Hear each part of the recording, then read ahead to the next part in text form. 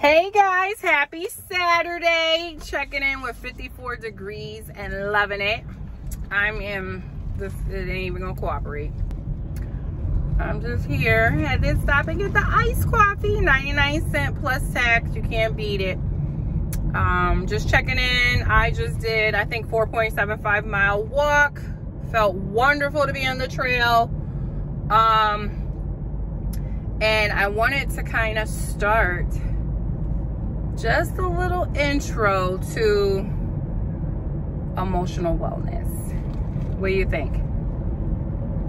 Are you ready for it? Okay, let me pull over so that the camera ain't all over the place. And let's have a little coffee and chat. Shall we? Stay tuned.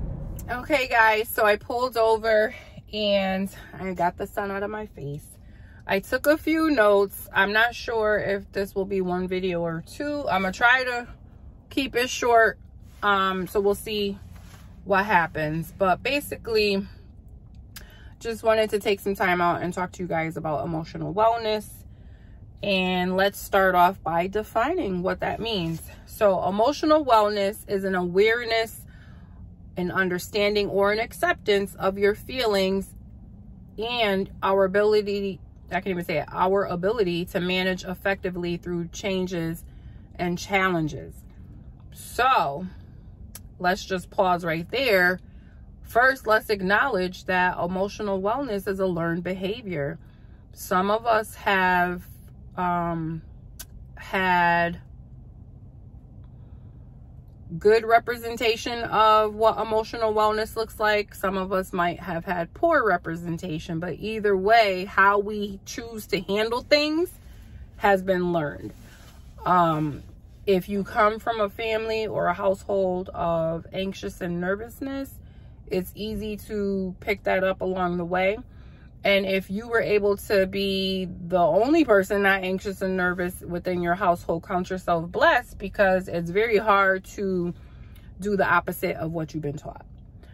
So just to acknowledge that emotional wellness is important, because it dictates how we are going to move forward in life through every challenge that we might face.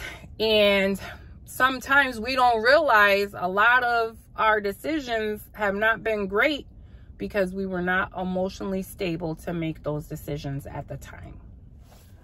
I know some of y'all might be thinking, like, why does she even care about emotional wellness? And why is it important? And why is she doing these videos?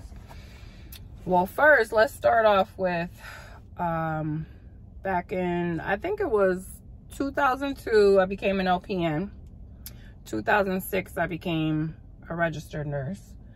And I have been working in healthcare even before 2002.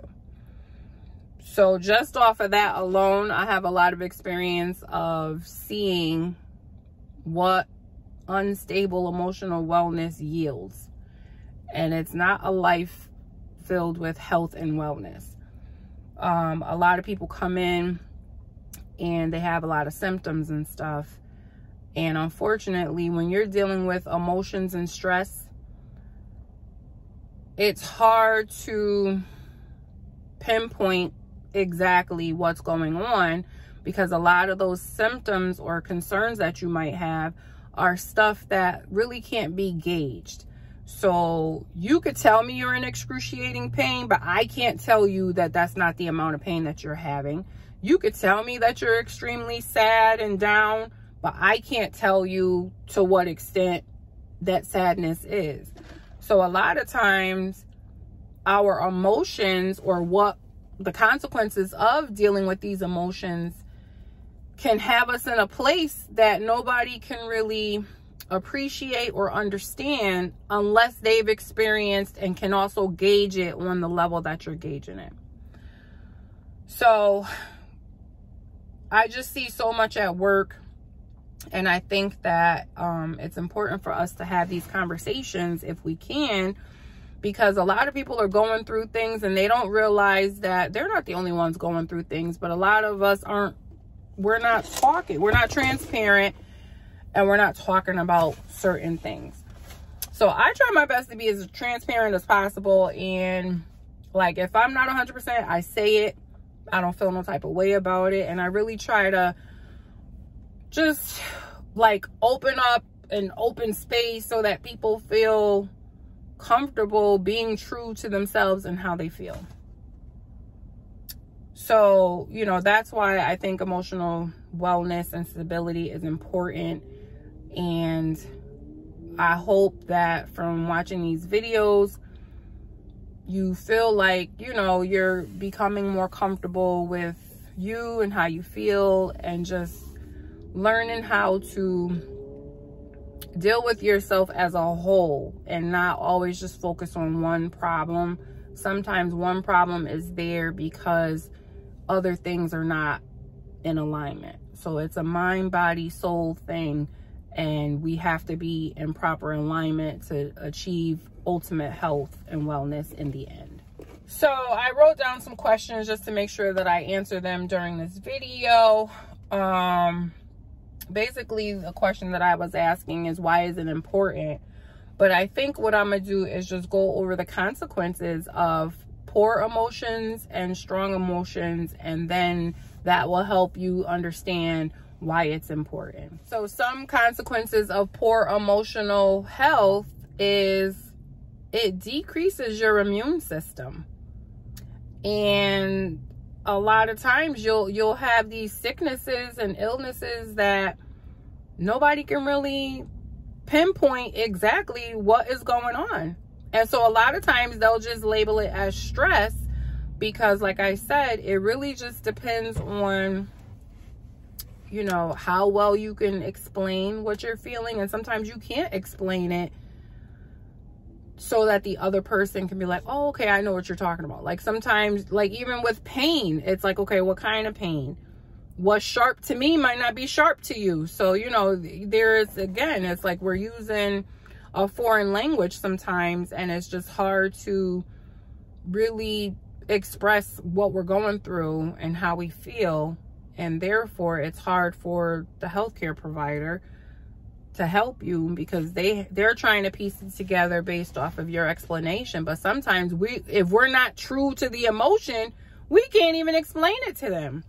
So that's why I feel like, you know, emotional stability is important, because you need to know, like, are you really in pain, or are you really sad, or, you know, whatever? Are you really feeling what you think you're feeling, or are you masking it by using a word that might not hit home? And then that's why it's hard for the doctors and you know, whatever you see, your primary care person, it's hard for them to put it together, because we might not be using the right terminology. And sometimes it's hard to use the right terminology because we are in denial that this is really what we're feeling. Also, emotional instability causes strain within relationships, could hurt you at your job. You know, like, you might not be getting along with people at your job because they might think you have an attitude, but it might not be an attitude. It might just be, you know, your coping mechanism in dealing with whatever emotion you have going on. You know, a lot of times it's like we don't like to talk about things, but what we think we're portraying to the world is not what we're portraying to the world. And that's why some of our work environments are toxic. And a lot of time, even a lot of times there's people who you find out that like coworkers have passed away from chronic illness or cancer or whatever. And sometimes you have a lot of nice stuff to say about them, and sometimes you're like, no wonder.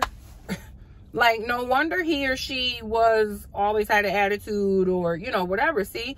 So it's like you kind of feel bad, and we're misjudging people, not knowing that they're not being honest with what they have going on. And everybody has their right to privacy. But at the same time, we're interpreting this emotion as attitude and anger, when it could have just been, you know, they're in pain, but they're trying to push through to come to work to prove to themselves that, you know, it's not the end of their journey.